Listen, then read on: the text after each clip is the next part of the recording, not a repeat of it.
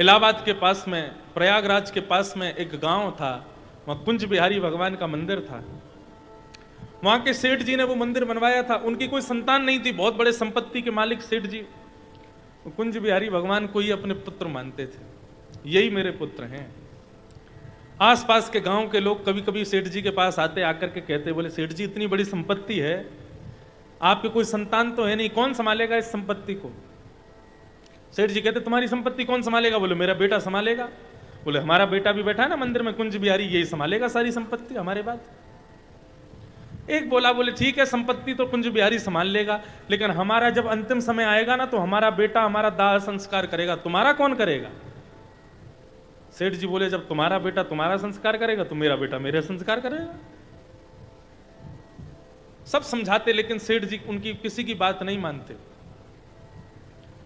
एक दिन सेठ जी का प्राण निकल गए।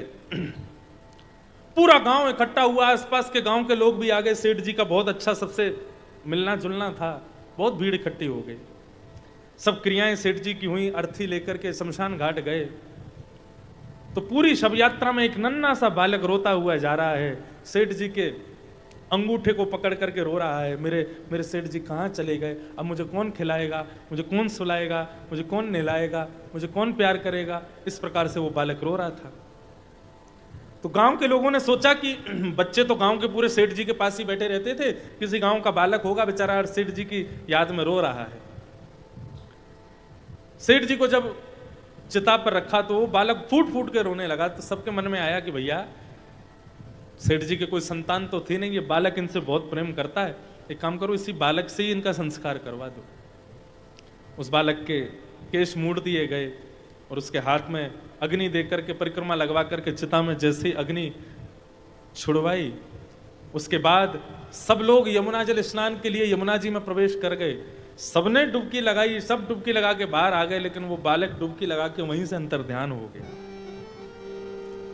बाहर आकर के देखा, इधर खोजा, गोताखोरों ने भीतर जाके खोजा, लेकिन वो बालक किसी को नहीं मिला। तब एक वयोवृद्ध बोले कि सेठ जी हमेशा कहते थे कि तुम्हारा पुत्र तुमका दाह संस्कार करेगा, मेरा कुंज बिहारी मेरा संस्कार करेगा। अरे जल्दी चलो कुंज बिहारी के मंदिर में चलो। मंदिर में जाकर के देखा तो सामने कुंज बिहारी के वस्त्रों में से यमुना का जल टपक रहा है, मानो कुंज बिहारी यमुना में गोता लगा करके आए। हम ठाकुर जी से कोई संबंध बना लें, हम भूल जाएंगे, लेकिन ठाकुर जी कभी नहीं भूलते। अयोध्या के एक संत ठाकुर जी को अपना चेला मानते थे। अब बताओ, चलो भाई बना लो, बंधु बना लो, मित्र बना लो, कुछ भी बना लो, लेकिन यहां एक संत इनको चेला समझते थे। बोले क्यों? बोले हम वशिष्ठ गोत्रीय ब्राह्मण हैं, तो इसलिए इस नाते से राम जी हमारे चेला हुए। तो वो रोज क्या करते, ठाकुर जी की सेवा करते, और सेवा में जो माला आती ना, उस माला को पहले खुद पहन लेते, अपनी प्रसादी बना के फिर राम जी को पहना देते। कुछ संतों ने विरोध किया, उनके राम जी उनसे छीनने लगे, बहुत रोए बेचारे। तो फिर निर्णय हुआ कि ठीक है राम जी तुम्हारे वापस मिल जाएंगे, लेकिन कल तुमको भरी सभा में सबके सामने माला पहनानी पड़ेगी, और रघुनाथ जी ने झुक करके तुम्हारी माला स्वीकार कर ली तो राम जी तुमको वापस कर दिए जाएंगे, और यदि राम जी नहीं झुके तो तुमको अयोध्या छोड़ के जाना पड़ेगा। रात भर बेचारे रोते रहे, चेला राम अपनी गुरु की लाज नहीं बचाएगा, मैं तेरा गुरु हूं ना, तेरे को नहलाता हूं, धुलाता हूं, भोग लगाता हूं, अपनी प्रसादी माला तुझे पहनाता हूं ताकि तेरा सदैव कल्याण हो। अरे ये मूर्ख लोग क्या जाने इस प्रेम को। कल बेटा तेने आज तक तो झुक के माला कभी पहनी नहीं वैसे, लेकिन कल झुक के माला धारण कर लियो, अपने गुरु की लाज बचा लियो, यही गुरु दक्षिणा दे दियो मोकू। दूसरे दिन महाराज अयोध्या में सब संत इकट्ठे हुए, बीच में रघुनाथ जी की मूर्ति रखी गई और कहा कि अब अपनी माला पहनाओ। संत ने पहले तो माला गले में धारण की, गले में धारण करके अपनी प्रसादी बना करके जैसे ही गले से उतारी तो राम जी की मूर्ति झुक गई और उनकी माला स्वीकार कर ली। कितने उदाहरण दें आपको। जगन्नाथपुरी के पास में एक ठाकुर जी का मंदिर है, टोटा गोपीनाथ उनका नाम है। क्या नाम है? टोटा गोपीनाथ। कैसे ठाकुर जी हैं पता है? बड़े विचित्र हैं। ये पीछे लाल जी खड़े हैं, बाकी अदा से दोनों पैर ऐसे किए और ऐसे बैठे। वो टोटा गोपीनाथ जो है वो मेरी जैसे हम आलती मार ऐसे ऐसे बैठे सुखासन में, वो सुखासन में बैठ के बंसी बजा रहे हैं। क्यों? वहां के जो सेवक थे वो श्री चैतन्य महाप्रभु के शिष्य थे। चैतन्य महाप्रभु से इतना प्रेम करते थे कि उनके बिना एक दिन भी नहीं रहते थे, रोज जगन्नाथपुरी चले जाते थे, उनके पास ही रहते थे। चैतन्य महाप्रभु ने कहा तुम रोज रोज मत आया करो यहां पर। तो बोले आपका विरह होता है, मैं आपके बिना रह नहीं पाता, क्या करूं? तो चैतन्य महाप्रभु ने आज्ञा की तुम एक काम करो, रोज कथा किया करो आपने अपने स्थान पर, जगन्नाथपुरी से 30-35 किलोमीटर दूर कथा में हम रोज आया करेंगे, तो तुमको हमारा दर्शन हो जाया करेगा। ठीक है। तो आज जो उनके शिष्य थे वो आज प्रहलाद चरित्र सुना रहे थे, नहीं ध्रुव चरित्र सुना रहे थे। और ध्रुव चरित्र में जब वो प्रसंग आता है कि ध्रुव जी आंख बंद करके ठाकुर जी का स्मरण कर रहे थे, 5 महीने बाद जब ठाकुर जी उनके सामने प्रकट हुए तो ठाकुर जी ने अपने ध्रुव जी के अंतःकरण से अपना स्वरूप अंतर ध्यान कर दिया। तो जिस विरह में ध्रुव जी ठाकुर जी को खोजने लगे, हे श्याम सुंदर कहाँ हो, हे कन्हैया कहाँ हो, हे द्वारिकाधीश कहाँ हो, वो विरह ऐसा हुआ कि चैतन्य महाप्रभु भी आंख बंद करके आसपास जमीन में खोजने लगे, हे श्याम सुंदर कहाँ हो, हे ठाकुर जी कहाँ हो। मिट्टी के ऊपर बैठे थे, जैसे ही ऐसे खोजने लगे तो खोजते खोजते गड्ढा हो गया और वहीं पर ठाकुर जी मिल गए। उनकी मूर्ति को बाहर निकाला तो गोपीनाथ बन गए। अपने शिष्य को सेवा पधरा दी, बोले अब इनकी सेवा रोज किया करो। शिष्य रोज उनकी सेवा करता था। एक समय आया जिस दिन श्री चैतन्य महाप्रभु का प्रणय हुआ। श्री चैतन्य महाप्रभु जगन्नाथ प्रभु में जाकर के जब विलीन हो गए और जब ये खबर उनके शिष्य को पता चली तो इतने टूट गए, इतने टूट गए, उनकी कमर झुक गई। अब वो ठाकुर जी की सेवा करने जाते हैं तो झुकी हुई कमर से ठाकुर जी का अच्छे से सेवा श्रृंगार नहीं कर पाते। तिलक चंदन आदि लगाते हैं तो नाक तक ही हाथ पहुंच पाता है। इतना कष्ट होने लगा कि उन्होंने किराए पर एक पुजारी जी रख लिए, बोले कि तुम सेवा कर दिया करो, अब हमसे तो होती नहीं, हमको गुरु जी की बहुत याद आती है। पुजारी ने जैसे ही जाके ठाकुर जी की सेवा करनी शुरू की, सोई ठाकुर जी रुदन करने लगे। रुदन करने लगे तो सेवक ने जाकर के पूछा, बोले आप रो क्यों रहे हैं प्रभु?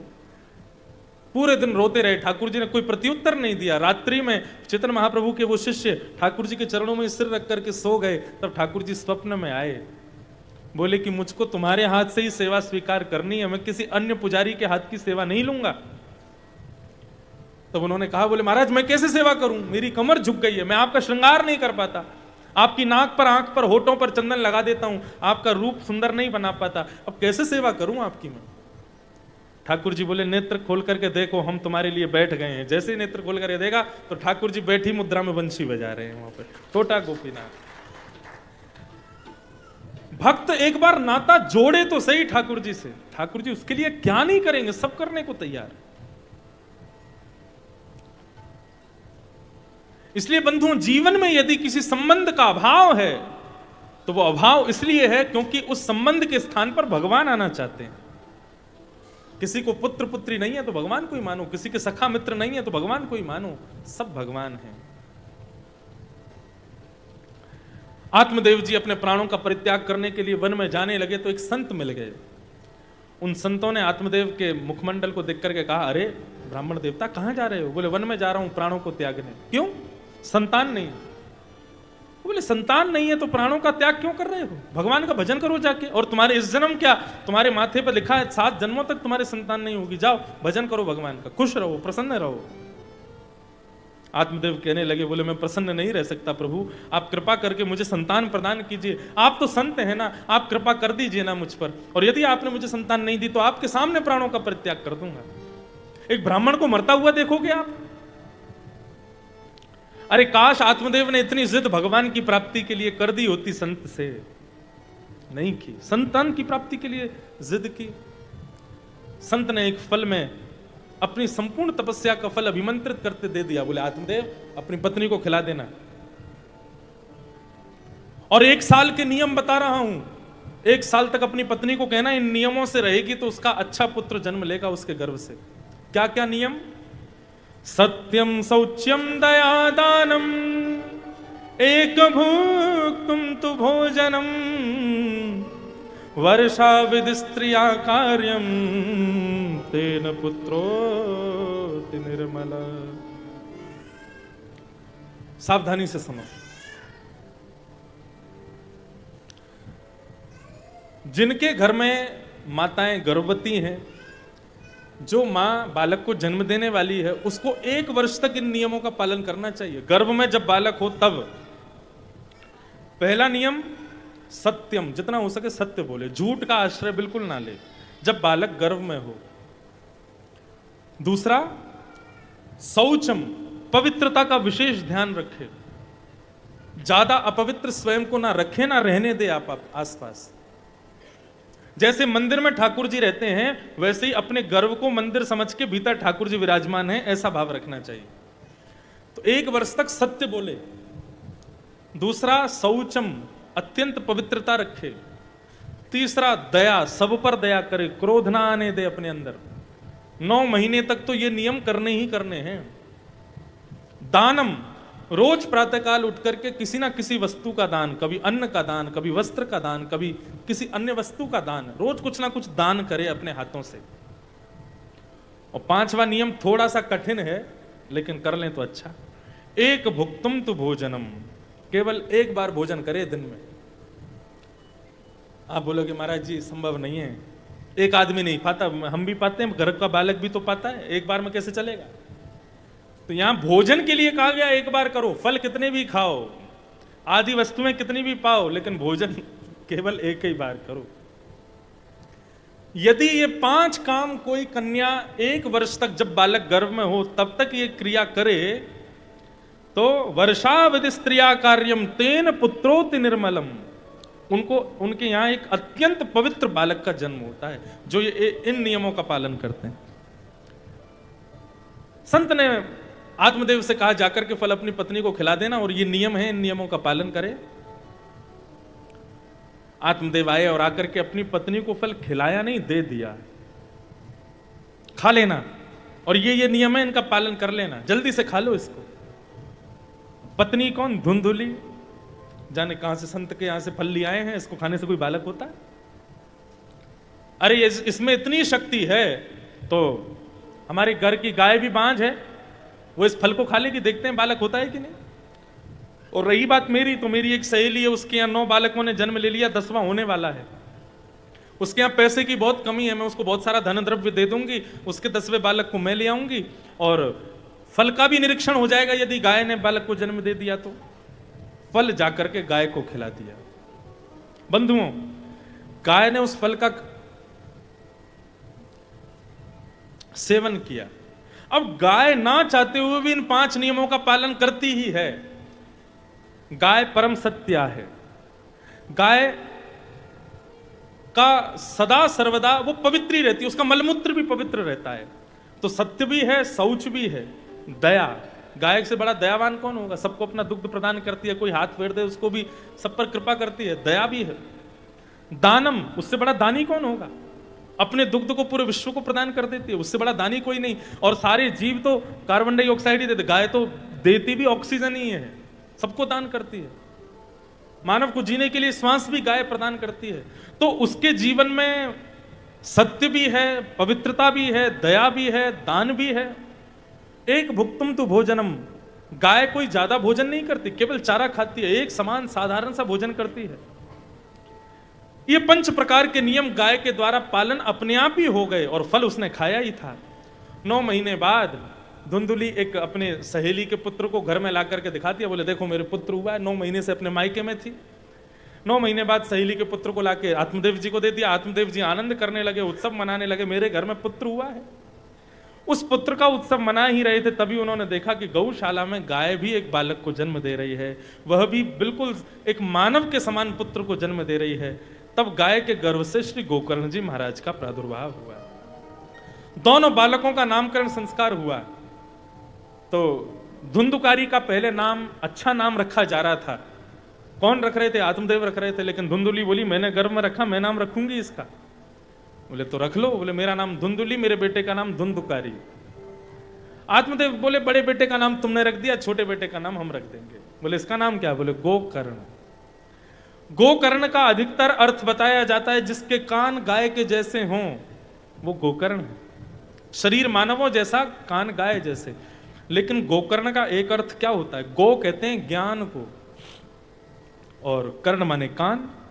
जो अपने कानों से अधिकतर केवल ज्ञान की ही चर्चा सुनता हो उसको भी गोकर्ण कहते हैं।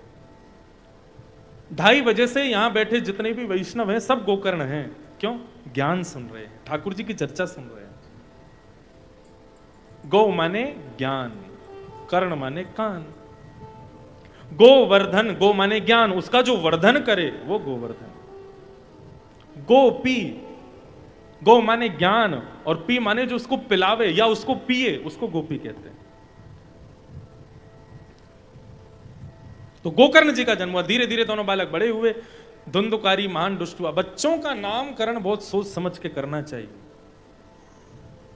आजकल थोड़ा सा बदलाव हुआ है, आज की जनरेशन नाम तो बढ़िया रखती है लेकिन गुरुजनों से पूछ करके नहीं रखते, गूगल से पूछते हैं बच्चे का नाम क्या होना चाहिए।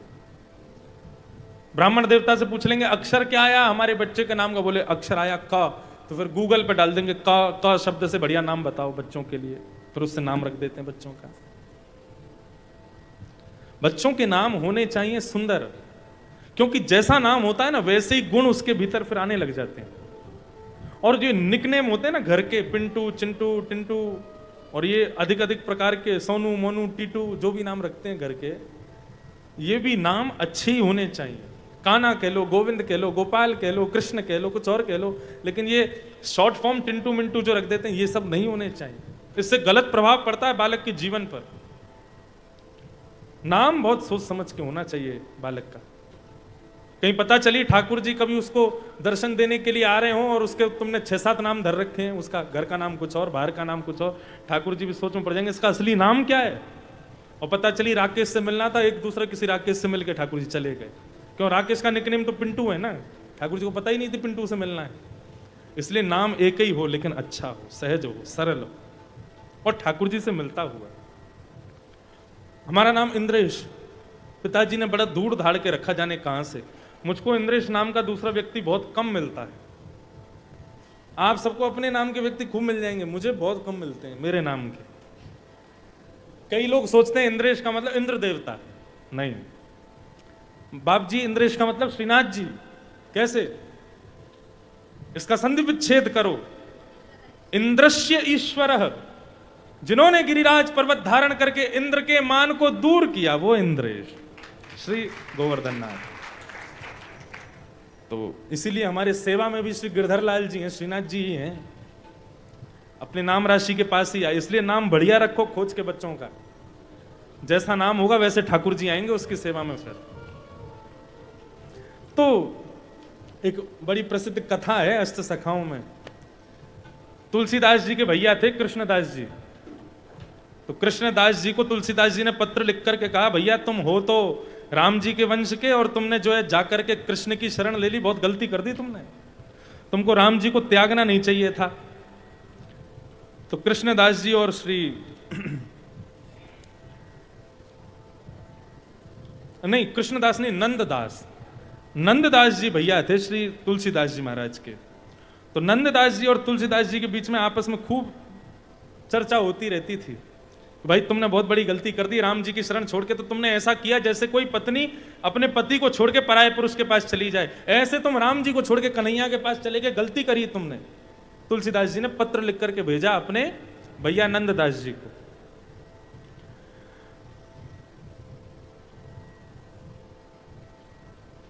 नंददास जी ने विपरीत पत्र लिख करके भेजा, हम चाकर रघुनाथ के जन्म जन्म के दास, रूप माधुरी मन हरियो डार प्रेम की फांस। बोले हम चाकर तो राम जी के ही हैं भैया, हम जन्म जन्म उनके दास ही रहेंगे, लेकिन कहा करें या नंद नंदन की रूप माधुरी ने ऐसा अपनी ओर हमको आकर्षित किया है, ऐसा अपने चरणन में लगाया है कि अब इनके ही है गए हैं, या मैं हमारो कोई बस ना चले। तुलसीदास जी ने फिर पत्र लिख करके नंददास जी को भेजा, धाम रुचे तो रहो अयोध्या, पुरी रुचे रहो काशी, बन रुचे रहो दंड कारण में, गिरि कामद अविनाशी। बोलिए यदि धाम में रहने का मन करे तो अयोध्या में रहना चाहिए, और पुरी में रहने का मन करे तो काशी में रहना चाहिए, और वन में रहने का मन करे तो दंडकारण्य वन में रहना चाहिए, और पर्वत की श्रृंखला में रहना चाहिए तो कामतानाथ यानी चित्रकूट में रहना चाहिए। नंददास जी ने जब ये पत्र देखा तो नंददास जी ने दूसरा पत्र लिख दिया, बोले क्या, जो गिरि रुचे तो रहो गोवर्धन, गाम रुचे बसो नंद गाम, नगर रुचे तो बसो मधुपुरी, शोभा सागर अति अभिराम। सरिता रुचे तो बसो श्री यमुना तट, सकल मनोरथ पूरन काम। नंददास कानन रुचे तो बसु भूमि वृंदावन धाम। तुलसीदास जी महाराज ने जब ये पत्र देखा उनका, तो बोले बड़े बड़े महिमा गा रहे हो ब्रजमंडल के, कहा कमी रघुनाथ के छोड़ी कुल की कहानी। रघुनाथ जी के यहाँ क्या कमी है जो तुम छोड़ छाड़ के वहां नंद उनके पास में चले गए हो, नंद नंदन की सेवा में चले गए हो, क्या कमी है रघुनाथ जी के?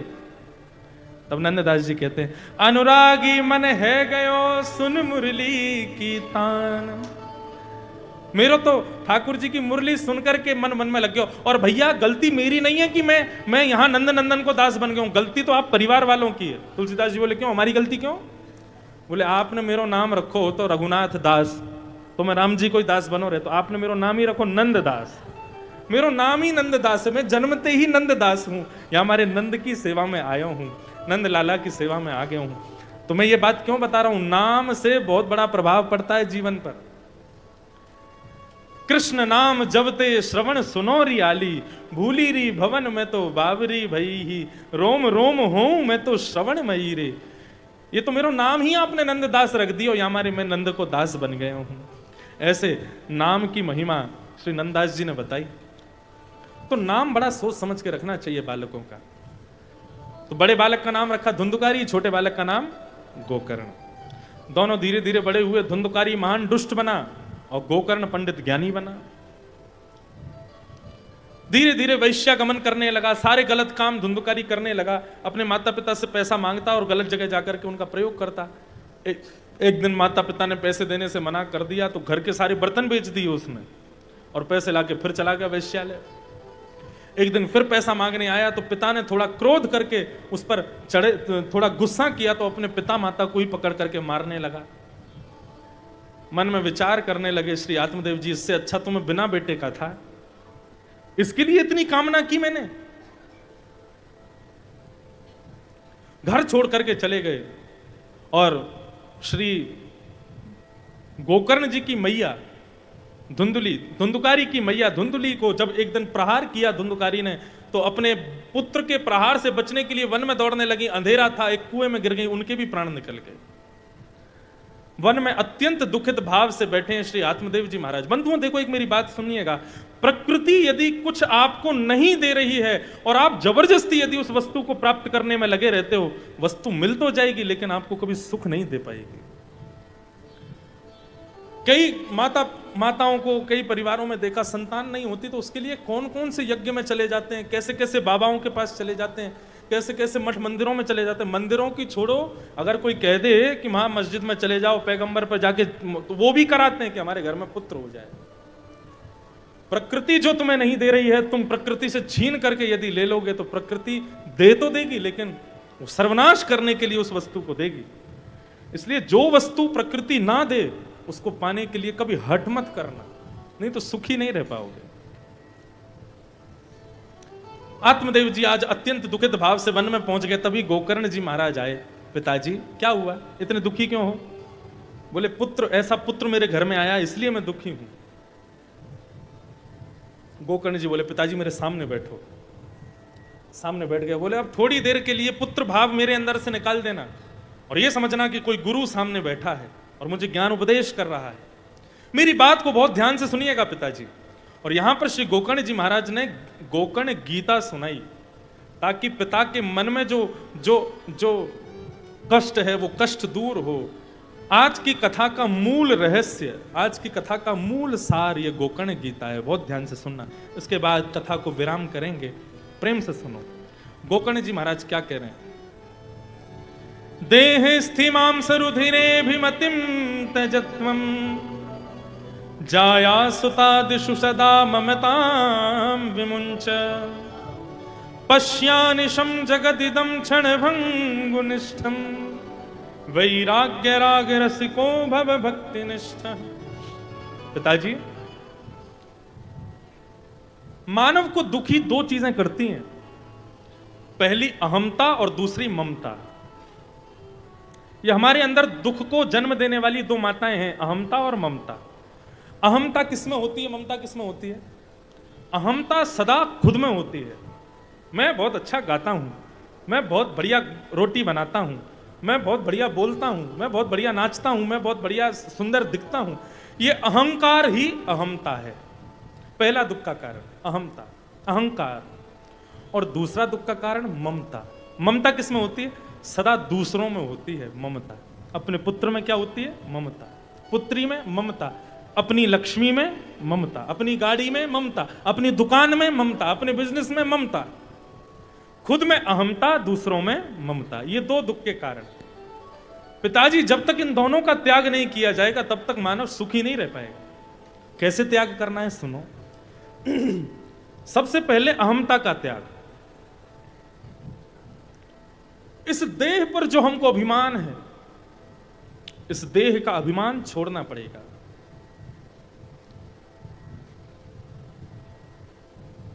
पूज्य पिताजी महाराज गाते हैं, मैं नहीं, मेरा नहीं यह तन, किसी का है दिया। मैंने अपना फोन दे दिया, पंडित जी थोड़ी देर अपने पास रख लो इसको। और पंडित जी सबको दिखाए जा रहे हैं, एप्पल का फोन है, मेरा फोन है। तो ये अभिमान वो कर रहे हैं, तो ये उनकी मूर्खता है। क्यों? फोन तो मेरा है ना। आप कैसे अभिमान कर सकते हो इस पर? इस प्रकार इस शरीर को पाने के बाद जो इस पर अभिमान करता है वो मूर्ख है। ठाकुर जी ने यदि नेत्र नहीं दिए होते किसको देखते? मेरा जन्मदिन था एक बार, कनाडा में था मैं, तो वहां पर बहुत सारे कथा के बीच में जन्मदिन था, जितने श्रोता सब गिफ्ट लेकर के आए। तो जिनके यहां मैं रुका था उन्होंने पूछा, महाराज जी पूरी गाड़ी भर गई, इतना सारा सामान मिला आपको, कल बताइएगा सबसे बढ़िया किसका गिफ्ट था। दूसरे दिन सुबह सारे गिफ्ट खोले जा रहे थे, तो बोले महाराज जी कौन सा गिफ्ट सबसे बढ़िया लगा आपको? मैंने कहा वो मेरा शायद 22 या 23वां जन्मदिन था।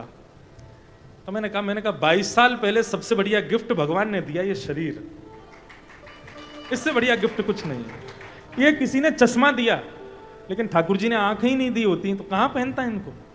अच्छा, बिना आंख वाले भी चश्मा तो पहनते हैं। ठाकुर जी ने कान ही नहीं दिए होते तो कहां टांगता चश्मे को?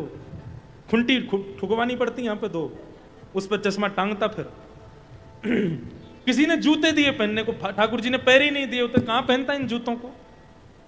किसी ने घड़ी दी, हाथ ही नहीं दिए होते तो कहां पहनता घड़ी को? अरे किसके ऊपर अभिमान करते हो? ये शरीर तुम्हारा हो तो अभिमान करो ना, है ही नहीं। और यदि है तो फिर एक काम करो, एक दिन ये बाल सफेद होने शुरू होंगे, रोकना इसको, बोले वे तू बाल सफेद मत होना कभी भी। हो पाएगा क्या? कानों से कह देना, ए कान तू कभी बहरा मत होना, कभी तेरा सुनने की जो शक्ति कम नहीं होनी चाहिए, मानेगा क्या तुम्हारी बात? आंखों से कह देना तुम कभी धुंधली मत हो जाना, मानेंगी क्या? एक दिन चश्मा चढ़वा ही लेंगी आंख। क्यों? ये तुम्हारे वश में नहीं। जो तुम्हारे वश में नहीं है, जो तुम्हारी आज्ञा का पालन करता नहीं, उस पर अभिमान क्यों करते हो? अच्छा, तो एक ये तो आप कह रहे हो कि आप कहोगे कि महाराज जी ये तो आपने वृद्धावस्था की बात बताई, 6 बज रहे हैं, कई लोगों को आधे घंटे में भूख लगनी शुरू हो जाएगी है? अपने पेट को कह रहे हैं चुपचाप बैठा रहे, आज भोजन नहीं मिलेगा तुझको। मानेगा तुम्हारी बात? नहीं मानेगा। भोजन देना ही पड़ेगा, क्योंकि शरीर तुम्हारे वश में नहीं, और जो तुम्हारे वश में नहीं उस पर अभिमान किस बात का? इसलिए पिताजी सबसे पहले इस शरीर से अहमता छोड़ो। जो मिला है वह हमेशा पास रह सकता नहीं, जो मिला है वह हमेशा पास रह सकता नहीं। कब बिछुड़ जाए ये कोई राज कह सकता नहीं, कब बिछुड़ जाए ये कोई राज कह सकता नहीं। आप में से कितने लोग मुझे दावा कर सकते हो कि कल की कथा में आओगे? कह सकते हो? जो दावा करके जा रहे हैं ना, अपनी जिम्मेवारी पे जाना। अरे बंधु, मैं दावा नहीं कर सकता कि मैं कल कथा सुनाऊंगा। इस जिंदगानी का कोई भरोसा नहीं। जिंदगानी का खिला, मधुवन किसी का है दिया। जिंदगानी का खिला, मधुवन किसी का है दिया। मैं नहीं, मेरा नहीं, यह तन किसी का है दिया। मैं नहीं, मेरा नहीं, तन किसी का है दिया।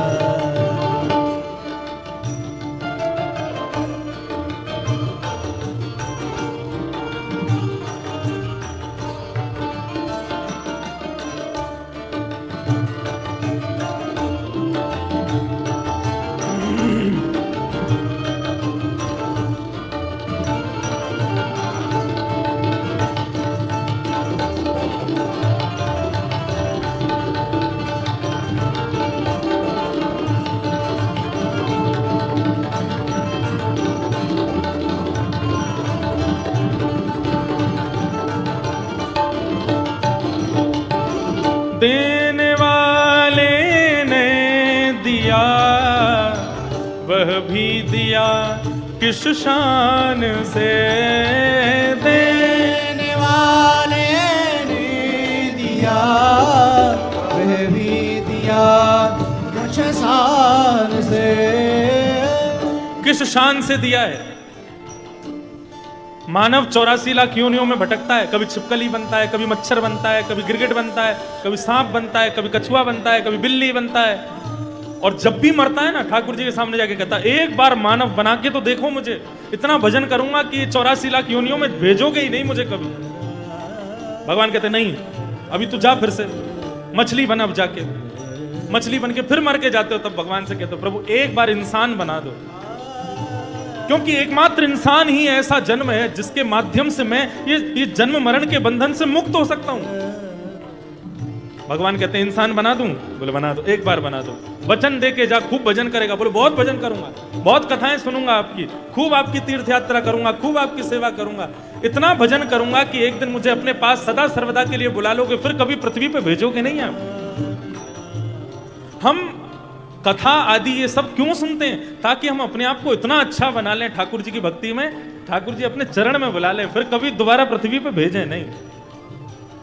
एक बार बाप जी बद्रीनाथ में कथा कर रहा था मैं, इतना सा बालक वो मेरे पास आके बोला, बोले महाराज जी, शायद जोधपुर का ही था, कहां से था मुझे पता नहीं, उस बच्चे का गला पूरा कटा हुआ था, यहां से अपने पिता के साथ स्कूटर पे जा रहा था, तो पतंग उड़ा रहे थे, तो मंजा सड़क पे आ गया, उससे उसका बेचारे का गला कट गया था पूरा, टांके लगे हुए थे यहां से। छोटा सा बालक, उसने कहा मुझे महाराज जी आपसे एक प्रश्न करना। मैंने कहा कथा के बाद कमरे में आना, वहां बताऊंगा। बद्रीनाथ में कमरे में आया, मैंने कहा पूछो बेटा क्या पूछना है।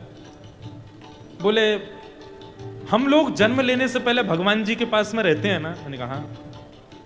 हमको अपने आप से दूर क्यों कर देते हैं? क्या हम उनको अच्छे नहीं लगते? क्या हम उनको पसंद नहीं है जो वो हमको खुद से दूर भेज देते हैं यहां पर? मैंने कहा देखो कितना अच्छा प्रश्न, भगवान हमको खुद से दूर क्यों भेज देते हैं, पृथ्वी पे क्यों भेज देते हैं?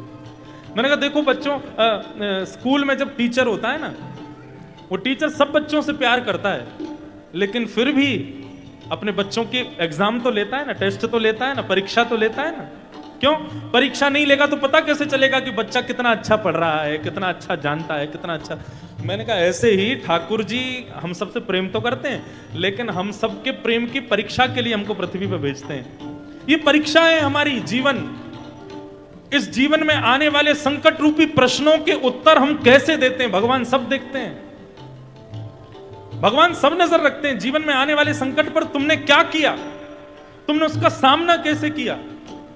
यदि भगवान को अच्छा लग जाता है, वाह बहुत बढ़िया उत्तर दिया, तो ठाकुर जी पास करके फिर अपने पास बुला लेते हैं, फिर कभी नहीं भेजते वापस। लेकिन जो उत्तर गलत देता रहता है बार बार, ठाकुर जी उसको बार बार भेजते। री एग्जाम होता है उसका बार बार पृथ्वी पर, उसके फिर दोबारा एग्जाम होगा। री एग्जाम होते हैं ना फेल होने वाले बच्चों के, जो पुनः जन्म लेते हैं उन सबके री एग्जाम होते हैं। लेकिन ठाकुर जी कितनी शान से भेजते हैं हमको यहां पर। आंखें देके भेजते हैं ताकि इस सृष्टि को देख सको, कान देके भेजते हैं ताकि तुम सुन सको, हाथ दे के भेजते हैं कर्म कर सको, पैर दे के भेजते हैं चल सको, सद्मार्ग बताने वाले गुरुजन दे के भेजते हैं, लाड़ प्यार करने वाले माता पिता भेजते हैं, ख्याल रखने वाली पत्नी भेजते हैं, सब कुछ ठाकुर जी देते हैं। कितने शान से भेजते हैं हमको। आजकल देने वाले लोग वस्तु देते हैं, 100 बार याद दिलाते हैं, मैंने तुमको वो चीज दे रखी है, मेरी वो वस्तु तुम्हारे पास है, संभाल के रखना। लेकिन ठाकुर जी हमको शरीर दे भी देते हैं, लेकिन कभी कुछ कहते नहीं। ओ देने वाले ने दिया, वह भी दिया किस शान से, देने वाले ने दिया, वह भी दिया किस शान से। मेरा है यह लेने वाला, कह उठा अभिमान से। मेरा है यह लेने वाला, कह उठा अभिमान से। मैं मेरा यह कहने वाला, मन किसी का है दिया।